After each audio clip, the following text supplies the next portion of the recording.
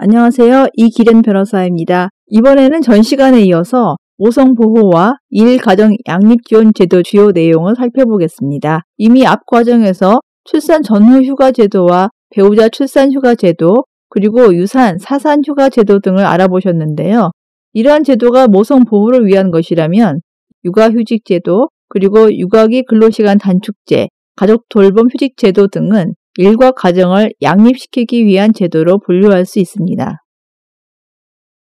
그렇지만 이와 같은 여러 제도를 개념에 따라 명확하게 구분하는 일도 중요하지만 보다 역점을 두어야 할 것은 제도가 실질적으로 제 기능을 할 수 있도록 뒷받침하는 것이라고 할 것입니다. 여기에는 제도의 혜택을 받는 여성 근로자의 입장은 물론 제도 운영의 한 축인 사용주에 대한 정책적인 배려도 필요하다는 점 명심할 필요가 있겠습니다.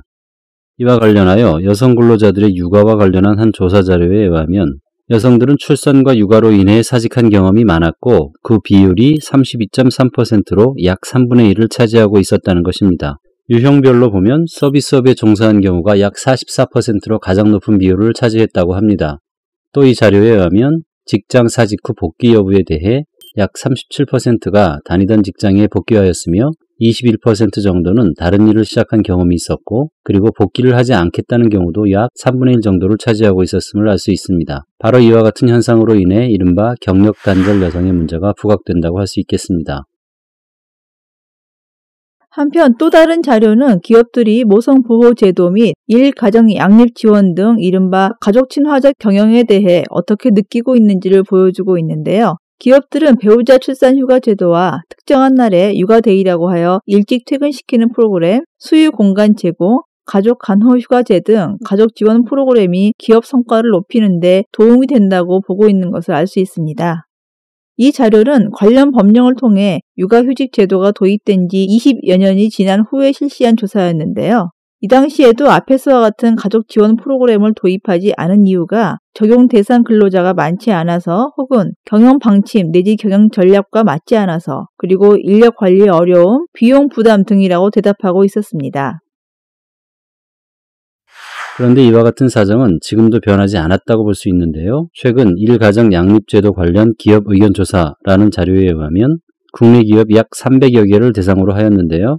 현행 일가정 양립제도인 출산 후 휴가제도에 대해서는 매우 부담된다고 응답한 기업의 비율이 5.5%, 부담된다고 응답한 기업이 48.4%로 기업 53.9%가 동제도 시행에 따라 부담을 느끼고 있으며 규모별로는 중소기업이 대기업보다 부담을 느끼는 비율이 높았고 업종별로는 제조업이 서비스업보다 더 높게 나타났다고 합니다. 한편 육아휴직 제도에 대해서는 육아휴직 제도 시행이 매우 부담된다고 응답한 기업의 비율이 17.9%, 부담된다고 응답한 기업이 55.2%로 기업 73.1%가 동제도 시행에 따른 부담을 느끼고 있는 것으로 조사되었고 규모별로는 중소기업이 대기업보다 동제도에 대해 부담을 느끼는 비율이 높았고 업종별로는 제조업이 서비스업보다 이 비율이 더 높게 나타났습니다. 또 육아기 근로시간 단축제도 시행에 따른 부담 정도에 대해서는 매우 부담된다고 응답한 기업의 비율이 3.9%, 부담된다고 응답한 기업이 54.2%로 전체 기업 58.1%가 동제도 시행에 따른 부담을 느끼고 있는 것으로 나타났고 가족돌봄 휴직제도에 대해서도 기업들 약 70% 정도가 시행에 부담을 갖고 있는 것으로 나타나고 있습니다. 반면 배우자 출산휴가제에 대해서는 매우 부담된다와 부담된다는 의견이 약 36%로 나타나 상대적으로 다른 제도보다 기업이 부담스럽게 느끼지 않는 것으로 조사되고 있는데요. 그 이유는 아마도 다른 제도에 비해 기간이 상대적으로 짧다는 점에서 찾을 수 있을 것입니다. 이와 같은 조사 자료에 따르면 기업들은 여성 근로자의 출산 시 배우자가 육아휴직을 장기간 사용하는 것에 대해서도 매우 큰 부담을 느낄 것으로 예상할 수 있을 것입니다.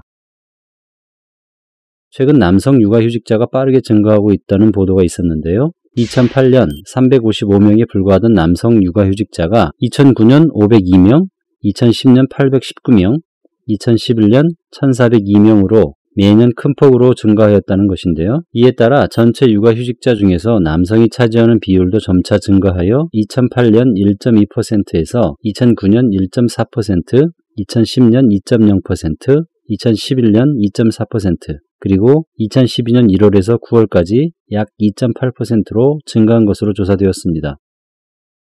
물론 이와 같은 남성 육아휴직자의 급속한 증가는 일가정 양립에 대한 인식이 여성뿐만 아니라 남성에게까지 확산되고 있음을 보여주는 바람직한 현상으로 파악할 수 있을 것입니다. 하지만 아직 육아휴직을 사용하는 총 비율이 전반적으로 적고 또 육아휴직을 마음 놓고 사용할 수 있는 사회문화적 환경이 제대로 조성되어 있지 못한 것은 큰 문제로 지적될 수 있을 것입니다.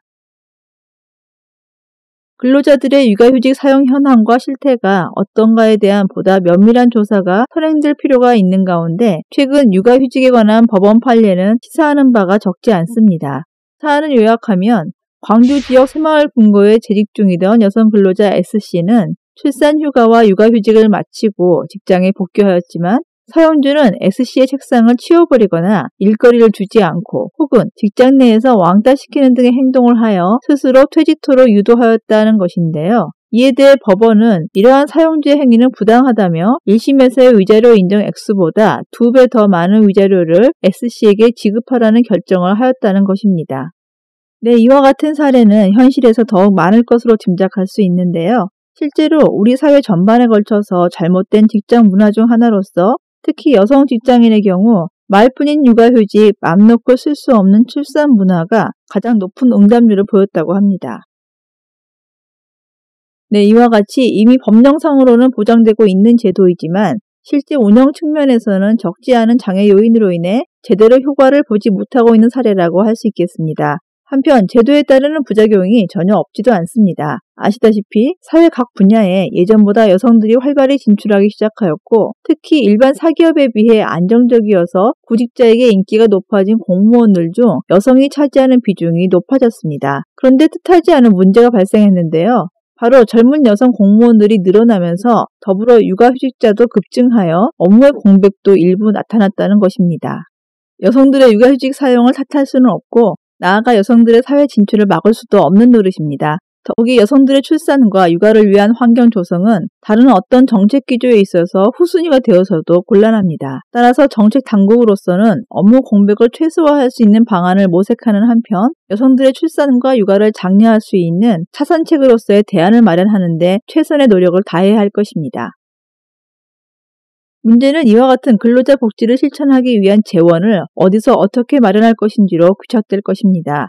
국가의 재정에도 한계가 있고 사기업의 재정 능력도 그 기업의 성과 달성과 재무 건전성에 의존할 수밖에 없다는 것은 모두가 공감하는 것이어서 무작정 국가가 모두 책임지라고 할 수도 없는 노릇입니다. 한편으로는 마땅히 해야 할 정부와 기업의 책임을 무책임하게 회피하는 것을 방치할 수도 없는데 결국 실현 가능한 범위 내에서 어느 하나의 주체에 과도한 부담을 지우지 않는 선에서 대다수가 수긍할 수 있는 합리적인 방안을 마련하는 데 최선을 다해야 할 것입니다.